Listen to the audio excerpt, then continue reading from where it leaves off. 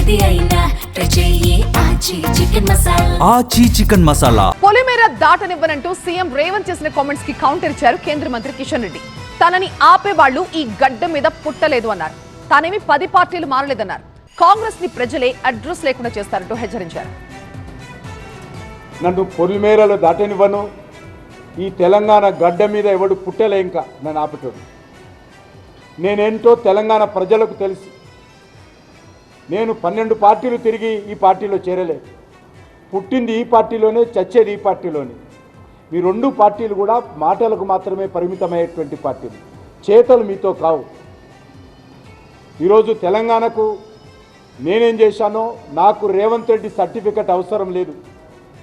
ఇంత ప్రచారం చేసినప్పటికీ కూడా బీఆర్ఎస్ పార్టీ, కాంగ్రెస్ పార్టీ గత పార్లమెంట్ ఎన్నికల్లో తెలంగాణ ప్రజలు 8 సీట్లు గెలిపించారు.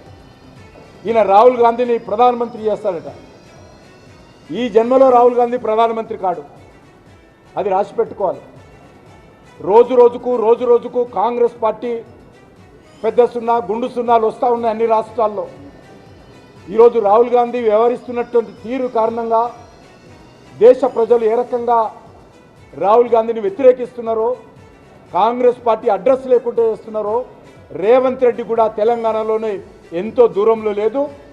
మేము ధర్నాలు చేసే పోరాటాలు చేసే ఇక్కడికి వచ్చాము, ఈ జెండా కింద వచ్చాము.